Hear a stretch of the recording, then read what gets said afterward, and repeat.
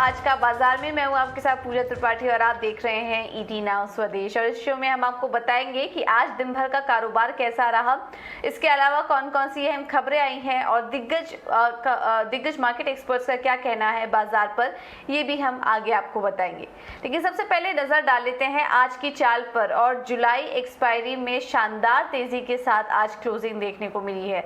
Nifty 280 अंक चढ़कर 16,900 के ऊपर आज निफ्टी की क्लोजिंग देखने को मिली। बैंक निफ्टी में देखेंगे तो करीब 600 अंकों की तेजी वहां पर दिखी और सेंसेक्स में भी आज 1000 अंकों का उछाल देखने को मिला है। तो पिछले एक साल में अगर हम देखें तो ये दूसरी सबसे बेहतरीन सीरीज रही है, जुलाई सीरीज। और किस तरह का कारोबार रहा आज दिन भर बाजार में, ये भी समझ लेते हैं। और प्रियंका हमारे साथ जुड़ चुकी हैं पूरी डिटेल्स के साथ। Priyanka, good afternoon. बताइए, आज की क्लोजिंग तो काफी शानदार रही। देखिए, एक बहुत बड़ी बात जो ये थी कि आपने कि दूसरी बड़ी एक्सपायरी रही पिछले एक साल में। 7% ज़्यादा का रिटर्न आपको इस एक्सपायरी में मिला है। और कल से लेकर आज तक में जो ये 450-500 पॉइंट्स की मूव मिली है बाजार पर, इंडेक्स पर, वो वाकई it was not less than a miracle. लेकिन बाजार में बुल्स का पलड़ा हावी था आज। और सारे सेक्टर्स आप देखेंगे तो हरे निशान में बंद हुआ है। फेड के अच्छे कॉमन्स, यूएस ग्लोबल मार्केट से अच्छा support coupled with good earnings, ये बड़ा ट्रिगर रहा। देखिए, आप पूरा बैंकिंग और फाइनेंस काउंटर्स देखें, फाइनेंस सेक्टर्स देखें, उन्होंने बड़ी लीडरशिप आज दी। बजाज ट्विंस को आप देखें, बजाज फाइनेंस के नंबर्स आए, 10 से 11% का मूव सिंगल डे में बजाज फाइनेंस में याद करना पड़ता है कब आए। बजाज फाइनेंस, बजाज फिनसर्व, पूरा फाइनेंस काउंटर स्पेस इनफैक्ट आज वाइब्रेंट था। सपोर्ट आपको बड़ा मिला दूसरे स्पेसेस से भी। आईटी में आपको आज देखिए फिर से बाइंग देखने को मिली। और सिर्फ इस बार मिड कैप आईटी नहीं, मिड कैप आईटी में आप मूव देखते हैं, लेकिन लार्ज कैप आईटी ने भी आज सपोर्ट किया। मेटल्स में आपको टाटा स्टील जैसे काउंटर आज तेज दिखाई दिए। स्प्लिट के बाद का हालांकि ये प्राइस है, लेकिन मेटल हो, एल्यूमिनियम काउंटर्स हो, वहां से आपको थोड़ी तेजी फिर से देखने को मिली। आज सिर्फ एक सेक्टर वीक, तो कोई भी सेक्टर नहीं था आज, लेकिन लेस बढ़ा हुआ सेक्टर जो था वो था pharma. Way for the numbers, थोड़ा सा डॉक्टर रेड्डी, सिप्ला, सन फार्मा, यहाँ थोड़ा सा प्रेशर माउंट जरूर हो रहा है स्पेस पर। और हमने देखा बाजार आज डिफेंसिव मोड में था ही नहीं, तो इसलिए डिफेंसिव स्पेस एफएमसीजी और फार्मा आपको थोड़े बैकफुट पर दिखाई दिए। फ्रंट फुट पे जो आपको सेक्टर्स दिखे उसमें क्लियरली आईटी था, बैंक था, ये सारे स्पेसेस थे। और रिजल्ट बेसिस बहुत सारे ट्रिगर थे। एफएनओ स्पेस में आप बहुत सारे काउंटर्स को हाईलाइटेड देखेंगे, जहां पर रिजल्ट बेसिस पे या फिर पूरे फाइनेंस का एक रब ऑफ या रिजल्ट्स के एंटिसिपेशन में स्टॉक्स अच्छा परफॉर्म करते हुए दिखाई। Double housing, Mindtree, LTI, HAL, नौकरी, ये कुछ ऐसे स्टॉक्स थे जो एफएनओ गेनर्स थे। उसके अलावा बजाज, दीपक नाइट्रेट, ये सारे काउंटर्स थे स्पेशलिटी केमिकल्स में, जहां पर आपको अच्छी तेजी देखने को मिली। दूसरे कुछ और बड़े जो नंबर्स आए उनका भी एक रिएक्शन जरूर हमने देखा। हमने टाटा मोटर्स का भी रिएक्शन देखा। उसके बाद हमने बजाज फाइनेंस की तो हमने बात की, जुबिलेंट फूड के नंबर्स आए, तो ये कुछ की हाइलाइट्स भी रहे आज दिन के दौरान। इंडिगो का हमने उसे एक फायदा इसलिए मिला क्योंकि स्पाइस जेट पर रिस्ट्रिक्शंस की बात हुई, तो इंडिगो भी एक वन ऑफ द गेनर रहा। तो ओवरऑल एक बहुत ही शानदार एक्सपायरी हुई। बेस जो है ऊपर की तरफ और शिफ्ट हो गया। बाजार ने एक हायर टॉप बनाया नया, और 17,200 तक की अब बात हो रही है। 16,900, जहां 16,600 के आसपास की एक्सपेक्टेशन थी शायद एक्सपायरी होगी, हम 16,900 के ऊपर बंद हुए और अब बायस और ऊपर का दिखाई दे रहा है। ओके, तो अब बायस और पॉजिटिव साइड का देखने को मिल रहा है और ऊपर के लेवल्स यहाँ पर देखने को मिल सकते हैं। अब 17,000 की भी बात की जा रही है। बहुत बहुत शुक्रिया प्रियंका ये सारी जानकारी देने के लिए। तो आज दिन भर बाजार में तो काफ़ी अच्छी मजबूती रही। हमारे अपने फैक्टर्स थे जो कि इसमें प्ले आउट कर रहे थे। ग्लोबल में भी ग्लोबल अगर फैक्टर्स देखेंगे तो जो डर, जो नर्वसनेस का माहौल था वो भी कहीं ना कहीं ईज आउट होता हुआ नजर आया और उसके चलते आज तेजी दिख रही है। ऐसे में दिग्गज मार्केट एक्सपर्ट्स का क्या व्यू बन रहा है बाजार पर, ये भी आपको एक एक करके बताते हैं। और आज हमारी बात हुई आनंद राठी वेल्थ के चेयरमैन आनंद राठी से, और उनका कहना है कि नेगेटिव माहौल के बावजूद बाजार में काफी अच्छा प्रदर्शन देखने को मिला। साथ ही अगले एक साल में 10 से 15% तेजी की भी उम्मीद वो जता रहे हैं। एक साल का व्यू मेरा है कि आज भी मार्केट में 10% 10 से 15% इसके ऊपर जाने की संभावना है। परंतु ऐसा मार्केट वॉलेटाइल है, जैसे आपने कहा कि जो वर्ल्ड के मार्केट्स हैं उससे काफी इफेक्ट हो रहा है। और पर्टिकुलरली पिछले 8-10 महीने में जो जिस तरह की एफआई के अपने सेल आई, उसका असर भी मार्केट में दिखा। आगे जाते हुए देखिए, जो फैक्टर्स हैं जिनके कारण ये प्रॉब्लम जो मार्केट्स में आ रही थी, इन्फ्लेशन जिस तेजी से बढ़ा और पर्टिकुलरली विश्व में बड़े इवन लीडिंग कंट्री यूएस वगैरह में रिकॉर्ड इन्फ्लेशन हो रहा है, इंटरेस्ट रेट्स तेजी से बढ़ी और अब ये बात की जा रही है कि भी वर्ल्ड की जो जीडीपी ग्रोथ है that might be much lower than what anticipated. तो लोग तो रिसेशन की बात करने लगे हैं, तो काफी नेगेटिविटी मार्केट में है। उसके बावजूद भी अगर देखें पिछले एक वर्ष में यूएस मार्केट्स 8 से 10% डाउन हुए हैं, अपने मार्केट 5 से 7% बढ़े हैं। तो एज इट इज अपनी market is showing good strength in the overall scenario अगर आप देखें। और इसके कारण ये कि अपने यहाँ जो है इन्फ्लेशन, मुझे लगता है इन्फ्लेशन पीक हो गया है। इंटरेस्ट रेट थोड़ी और बढ़ने की संभावना ज़्यादा नहीं, बल्कि एक साल में जाके इन्फ्लेशन मुझे लगता है तेजी से कम हो सकता है और इंटरेस्ट रेट भी नीचे आ सकती हैं। तो ज़्यादा पॉजिटिव फैक्टर्स और जहाँ तक ग्रोथ का सवाल है, आई थिंक इस वर्ष में आगे 1-2 साल में जाके इंडिया जो है वो that would be the fastest growing country in the world. अच्छे सेक्टर्स में एक तो बैंकिंग जो है सेक्टर, जैसे देखा पिछले दिनों में बैंकिंग में काफी अब रुझान अच्छा होता जा रहा है, रिजल्ट सब अच्छे आते जा रहे हैं। सभी बैंक और फाइनेंस एनबीएफसीज हैं वो बहुत अच्छा करेंगी। आईटी कंपनी इनका काफी पिछले एक साल में कम हुआ है। वो मुझे लगता है अगर थोड़ा सा पेशेंस ज्यादा हो तो आईटी कंपनीज जो हैं अगले 1 से 2 साल में, क्योंकि रुपया काफी अपना नीचे है, तो उसका फायदा भी आईटी कंपनीज को मिलेगा।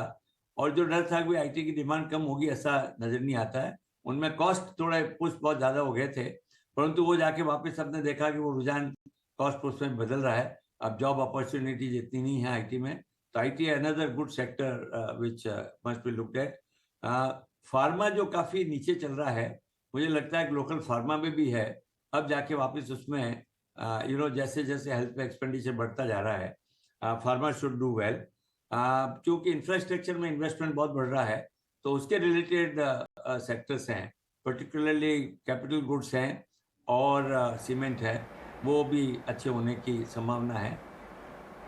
ऑलराइट, तो ये थे आनंद राठी बाजार पर अपनी राय देते हुए। चलिए अब रुक करते हैं कुछ और भी खबरों का। यूनियन बैंक भी फोकस में है इस बीच, और यूनियन बैंक ने QIP के जरिए बड़े फंड रेज करने की भी घोषणा की है। कंपनी की इशू के जरिए 3,500 करोड़ रुपए जुटाने की योजना है।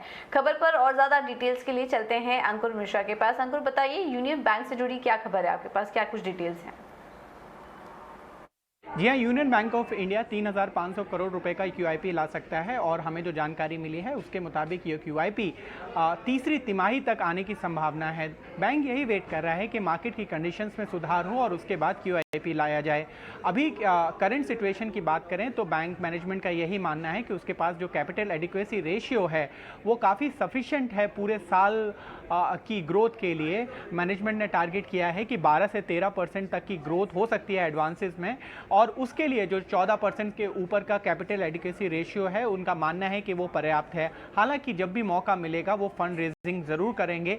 8,100 करोड़ रुपए का बोर्ड अप्रूवल ऑलरेडी उनके पास है इस साल फंड रेज करने के लिए, जिसमें से 3,800 करोड़ रुपए इक्विटी के जरिए जुटाए जा सकते हैं, जो कि बोर्ड अप्रूवल में कहा गया है। लेकिन अभी करंट मार्केट कंडीशंस बहुत कंड्यूसिव नहीं है, ऐसा बैंक के एडवाइजर्स का मानना है।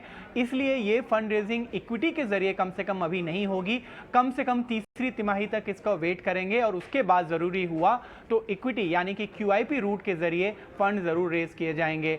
जो डेट के जरिए फंड रेजिंग की बात करें तो बैंक ने हाल ही में 1,600 करोड़ रुपए 81 बॉन्ड्स के जरिए जुटाए थे, लेकिन अब देखना यह होगा कि कितनी जल्दी ये QIP भी लॉन्च होता है। ऑलराइट, बहुत बहुत शुक्रिया अंकुर ये सारी जानकारी देने के लिए। चलिए बात करते हैं कुछ नतीजों की जो कल आने वाले हैं, और इसमें HDFC लिमिटेड कल अपने नतीजे घोषित करेगी, और हमारा अनुमान है कि काफ़ी HDFC लिमिटेड के नतीजे मिले जुले रह सकते हैं। ब्याज से आय में देखेंगे तो 15% की ग्रोथ रहेगी, मुनाफा 33% बढ़ सकता है कंपनी का, लेकिन मार्जिन में हल्की कमी आ सकती है। 3.1% 4% लास्ट ईयर था, 3.2% लास्ट क्वार्टर था, वो घटकर 3% के आसपास रह सकता है। अगर यहाँ पर कुछ ऊपर की तरफ नंबर्स आए तो फिर एक पॉजिटिव सरप्राइज होगा, लेकिन इस वक्त बढ़े हुए इंटरेस्ट रेट के माहौल में जिस तरह से बोरोइंग कॉस्ट बढ़ी है, उसके चलते मार्जिन में थोड़ा दबाव देखने को मिल सकता है। दूसरे नंबर्स अगर देखेंगे तो AUM काफ़ी स्ट्रॉन्ग रह सकती है 15 से 17% की। SMEs लोन ग्रोथ 9% के आसपास रहने का अनुमान है। इसके अलावा इनके डिसबर्समेंट भी काफ़ी स्ट्रॉन्ग रहेंगे। एसेट क्वालिटी के ट्रेंड क्या कह रहा है HDFC लिमिटेड का, ये भी काफ़ी इंपॉर्टेंट होगा देखना। कुल मिलाकर बात करें तो मिले जुले नंबर्स रह सकते हैं HDFC लिमिटेड के। अब आगे आते हैं इंश्योरेंस कंपनी SBI लाइफ। इस कंपनी के भी नतीजे आएंगे और हमारा अनुमान है कि काफ़ी स्ट्रॉन्ग नंबर्स देखने को मिल सकते हैं SBI लाइफ के। मुनाफे में 17% की ग्रोथ है। प्रीमियम के जरिए जो आय होगी एनुअल प्रीमियम इक्विवेलेंट, वहां पर 70% की ग्रोथ देखने को मिल सकती है। जो न्यू बिजनेस ग्रोथ है वहां पर 90% की ग्रोथ देखने का अनुमान है। इंपॉर्टेंट हो गए मार्जिन के आंकड़े, जो कि हमारा अनुमान है कि 25 से 26% के आसपास रहेगा।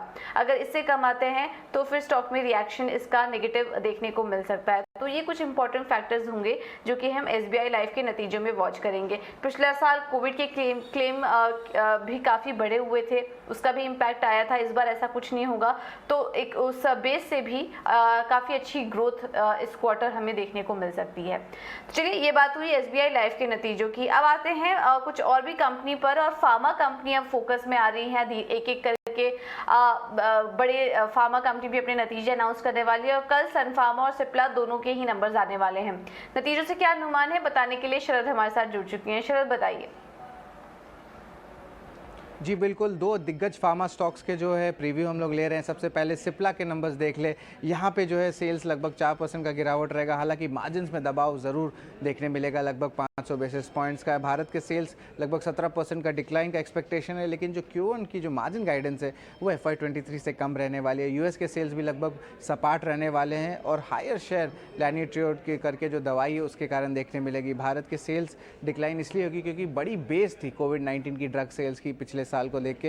एल्बिट्रोल प्राइसेस में भी जो है थोड़ी डिक्लाइन ज़रूर देखने मिली और FY23 का गाइडेंस सिप्ला का जो है लगभग 21 से लेके 22% तक का है। दूसरा स्टॉक सन फार्मा फोकस में रहने वाला है। यहाँ पे भी जो है सेल्स पे 7% का ग्रोथ का अनुमान है, हालांकि मार्जिन्स में दबाव रहेगा लगभग 400 बेसिस पॉइंट्स का, और पैट में जो है वन ऑफ्स इंक्लूड करके 28% का ग्रोथ का एक्सपेक्टेशन है। स्पेशलिटी सेल्स का भी एक अच्छी आंकड़े एक्सपेक्टेशंस रहेंगे और ग्लोबल स्पेशलिटी रेवेन्यू लगभग 7 से लेकर 8% सिक्वेंशियली ग्रोथ दिखाएंगे। और ये ग्रोथ होगा 3 अहम मेडिसिन का, इल्यूमिया, सिक्वा और विनलेवी, जो US मार्केट्स में रहने वाले हैं। एबिटा मार्जिन सिक्वेंशियली लेकिन एक्सपेक्टेड है कि वो जो है बढ़ें, और जो हाई मार्जिन ड्रग है जी पेंटासा, उनका स्केल अप हो सकता है आगे जाते हुए। लेकिन प्राइस इरोजन जो है कुछ मेडिसिन में आपको US मार्केट में ज़रूर दिखेगा, और भारत के सेल्स का अनुमान है कि लगभग 3% का जो है ईयर ऑन ईयर बेसिस पे डिक्लाइन देखने मिलेगा। तो ये जो है दो अहम नतीजे हैं जिनके ऊपर हमने प्रीव्यू बनाए हैं।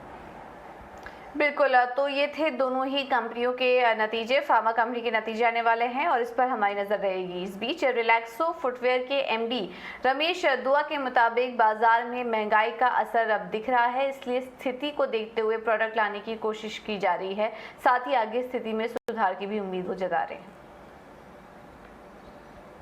What we see that the article which are lower meant for masses, like article up to 150 MRP, there we see there is an effect. Article which are beyond 150 MRP, 500 above, there things are rather improved.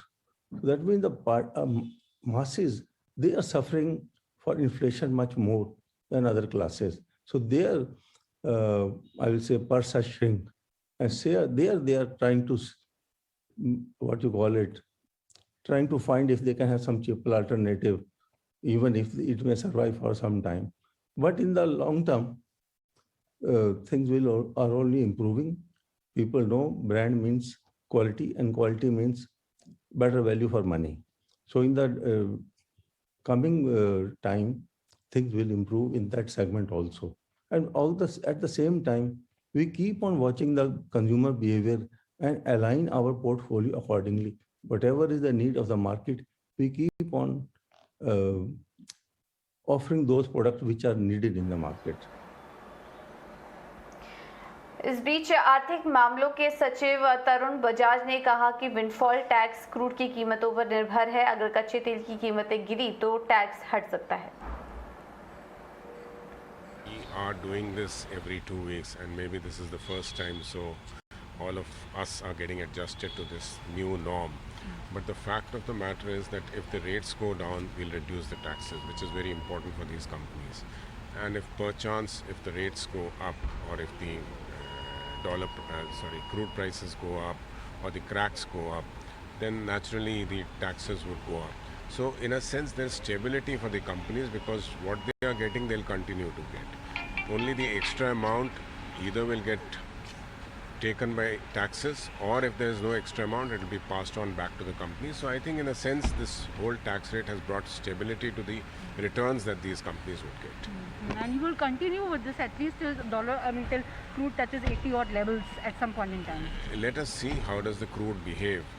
So once the crude prices come down a bit and I think the windfall goes away, we will remove our taxes at that stage. Now that I'm also holding charge of DA, so I can officially say that we'll stick to our fiscal deficit target of 6.4.